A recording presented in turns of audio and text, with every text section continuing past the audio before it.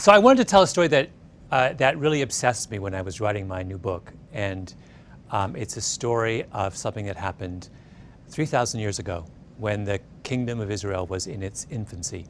And it takes place in an area called the Shephelah in what is now Israel. And the reason the story obsessed me is that I thought I understood it, and then I went back over it and I realized that I didn't understand it at all. Ancient Palestine had along its eastern border, there's a mountain range, still same is true of Israel today, and in the mountain range are all of the ancient cities of that region. So Jerusalem, Bethlehem, Hebron. And then there's a coastal plain right along the Mediterranean where Tel Aviv is now. And connecting the mountain range with the coastal plain is an area called the Shephelah, which is a series of valleys and ridges that run east to west. And you can follow the Shephelah, go through the Shephelah to get from the coastal plain to the mountains. And the Shephelah, if you've been to Israel, you'll know it's just about the most beautiful part of Israel. It's gorgeous with forests of oak and wheat fields and vineyards. But more importantly, though, in the history of that region, it's had a real strategic function. And that is, it is the means by which hostile armies on the coastal plain find their way, get up into the mountains and threaten those living in the mountains. And 3,000 years ago, that's exactly what happens. The Philistines, who are the biggest of enemies of the kingdom of Israel, are living in the coastal plain. They're originally from Crete. They're a seafaring people. And they may start to make their way through one of the valleys of the Shephelah up into the mountains, because what they want to do is occupy the highland area right by Bethlehem and split the kingdom of Israel in two. And the kingdom of Israel, which is headed by King Saul, obviously catches wind of this, and Saul brings his army down from the mountains, and he confronts the Philistines in the valley of Elah, one of the most beautiful of the valleys of the Shephelah. And the Israelites dig in along the northern ridge, and the Philistines dig in along the southern ridge, and the two armies just sit there for weeks and stare at each other because they're deadlocked. Neither can attack the other, because to attack the other side, you've got to come down the mountain into the valley and then up the other side, and you're completely exposed. So finally, to break the deadlock, the Philistines send their mightiest warrior down into the valley floor, and he calls out and he says to the Israelites, "Send your mightiest warrior down, and we'll have this out, just the two of us." This was a tradition in ancient warfare called single combat. It was a way of settling disputes without incurring the bloodshed of a major battle. And the Philistine who's sent down, their mighty warrior, is a giant. He's 6'9". He's outfitted head to toe in this glittering bronze armor. And he's got a sword, and he's got a javelin, and he's got a spear. He is absolutely terrifying. And he's so terrifying that none of the Israelite soldiers want to fight him. It's a death wish, right? There's no way they think they can take him. And finally, the only person who will come forward is this young shepherd boy. And he goes up to Saul and he says, "I'll fight him." And Saul says, "You can't fight him. That's ridiculous. You're this kid. This is this mighty warrior." But the shepherd is adamant. He says, no, you don't understand. I have been defending my flock against lions and wolves for years. I think I can do it. And Saul has no choice. He's got no one else who's come forward. So he says, "All right." And then he turns to the kid and he says, "But you've got to wear this armor. You can't go as you are." So he tries to give the shepherd his armor, and the shepherd says no. He says, I can't wear this stuff. The biblical verse is, I cannot wear this, for I have not proved it. Meaning, I've never worn armor before. You got to be crazy. So he reaches down instead on the ground and picks up 5 stones and puts them in his shepherd's bag and starts to walk down the mountainside to meet the giant. And the giant sees this figure approaching and calls out, "Come to me so I can feed your flesh to the birds of the heavens and the beasts of the field," right? He issues this kind of taunt towards this person coming to fight him. And the shepherd draws closer and closer, and the giant sees that he's carrying a staff. That's all he's carrying, right? Instead of a weapon, just this shepherd's staff. And he says, he's insulted. "Am I a dog that you would come to me with sticks?" Right? And the shepherd boy takes one of his stones out of his pocket, puts it in his sling, and whirls it around and lets it fly, and it hits the giant right between the eyes, right here in his most vulnerable spot. And he falls down either dead or unconscious. And the shepherd boy runs up and takes his sword and cuts off his head. And the Philistines see this and they turn and they just run. And of course, the name of the giant is Goliath, and the name of the shepherd boy is David. And the reason that story has obsessed me over the course of writing my book is that everything I thought I knew about that story turned out to be wrong. Right? So David in that story is supposed to be the underdog, right? In fact, that term, David and Goliath, has entered our language as a metaphor for improbable victories by some weak party over someone far stronger. Now, why do we call David an underdog?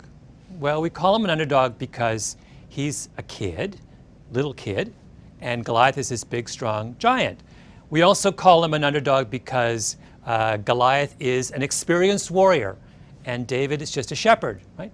But most importantly, we call him an underdog because all he has is that Goliath is outfitted with all of this modern weaponry, right? This glittering coat of armor and a sword and a javelin and a spear, and all David has is this sling. Well, let's start there with the phrase, all David has is this sling, because that's the first mistake that we make. In ancient warfare, there are three kinds of warriors. There's cavalry, men on horseback and with chariots. There is heavy infantry, which are foot soldiers, armed foot soldiers with swords and shields and some kind of armor. And there is artillery. And artillery are archers, but more importantly, slingers. And a slinger is someone who has a leather pouch with two long cords attached to it. And they put a projectile, either a rock or a lead ball, inside the pouch. And they whirl it around like this. And they let one of the cords go. And the effect is to send the projectile forward towards its target. Right?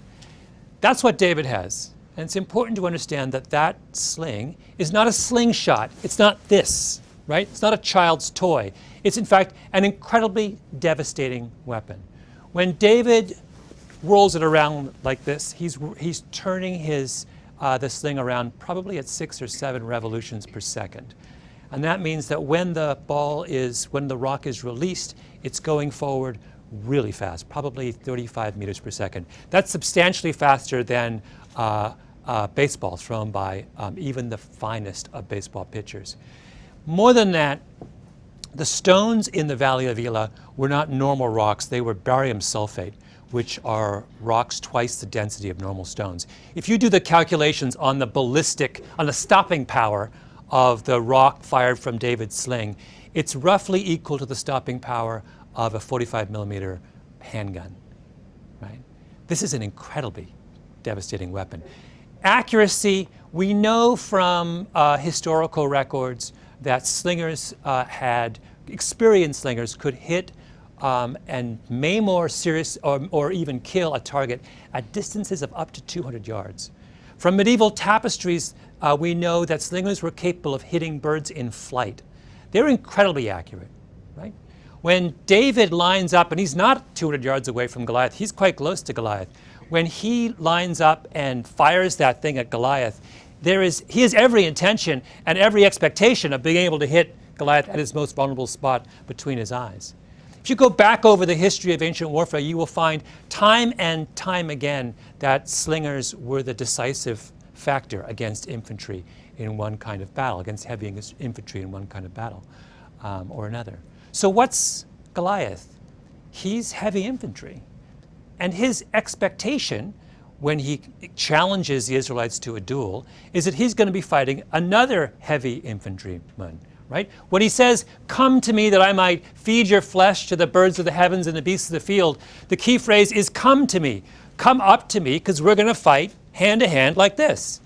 Saul has the same expectation. David says, "I want to fight Goliath," and Saul tries to give him his armor because Saul is thinking, oh, when you say fight Goliath, you mean fight him in hand-to-hand combat, infantry on infantry.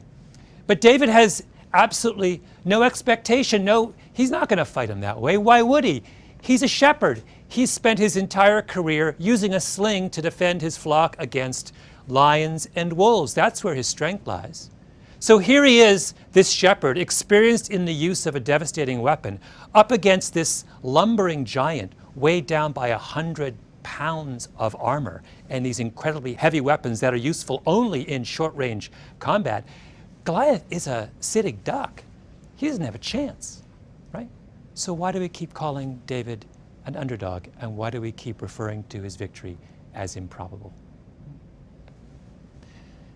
It's a second piece of this that's important. It's not just that we misunderstand David and his choice of weaponry.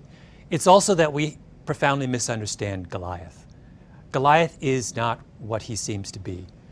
There's all kinds of hints of this in the biblical text. Things that are, in retrospect, are quite puzzling and don't square with his image as this mighty warrior. So to begin with, the Bible says that Goliath is led onto the valley floor by an attendant. Now that is weird, right? Here is this mighty warrior challenging the Israelites to one-on-one combat. Why is he being led by the hand by some, young boy, presumably, to the point of combat? Secondly, the Bible story makes special note of how slowly Goliath moves. Another odd thing to say when you're describing the mightiest warrior known to man at that point, right? And then there's this whole weird thing about how long it takes Goliath to react to the sight of David. So David's coming down the mountain, and he's clearly not preparing for hand-to-hand combat, right? There is nothing about him that says, I'm about to fight you like this. He's not even carrying a sword. Why does Goliath not react to that? It's as if he's oblivious to what's going on that day. And then there's that strange comment he makes to David. Am I a dog that you should come to me with sticks? Right? Sticks? David only has one stick. Well, it turns out that there's been a great deal of speculation within the medical community over the years about whether there's something fundamentally wrong with Goliath, an attempt to make sense of all of those apparent anomalies. There have been many articles written. The first one was in 1960 in the Indiana Medical Journal. And it started a chain of speculation that starts with an explanation for Goliath's height. So Goliath is head and shoulders above all of his peers in that era. And usually when someone is that far out of the norm, there's an explanation for it. So the most common form of giantism is a condition called acromegaly. And acromegaly is caused by a benign tumor on your pituitary gland that causes an overproduction of human growth hormone. And throughout history, many of the most famous giants have all had acromegaly. So the tallest person of all time was a guy named Robert Wadlow, who was still growing when he died at the age of 24, and he was 8'11". He had acromegaly. Do you remember the wrestler Andre the Giant, famous? He had acromegaly. There's even speculation that Abraham Lincoln had acromegaly. Right? Anyone who's unusually tall, that's the first explanation we come up with. And acromegaly has a very distinct set of side effects associated with it, principally having to do with vision. The pituitary tumor, as it grows, often starts to compress the visual nerves in your brain, with the result that people with acromegaly have either double vision or they are profoundly nearsighted. Right? So when people have started to speculate about what might have been wrong with Goliath, they've said, wait a minute, he looks and sounds an awful lot like someone who has acromegaly. And that would also explain so much of what was strange about his behavior that day. Right? Why does he move so slowly and have to be escorted down into the valley floor by an attendant? Because he can't make his way on his own. Right?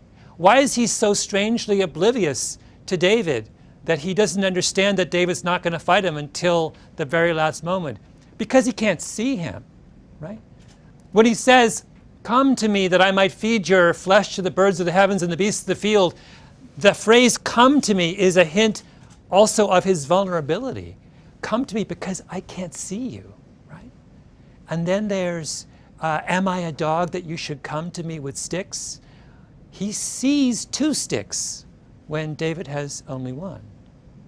So the Israelites up on the mountain ridge looking down on him thought he was this extraordinarily powerful foe. What they didn't understand was that the very thing that was the source of his apparent strength was also the source of his greatest weakness. And there is, I think, in that a very important lesson for all of us. Giants are not as strong and powerful as they seem.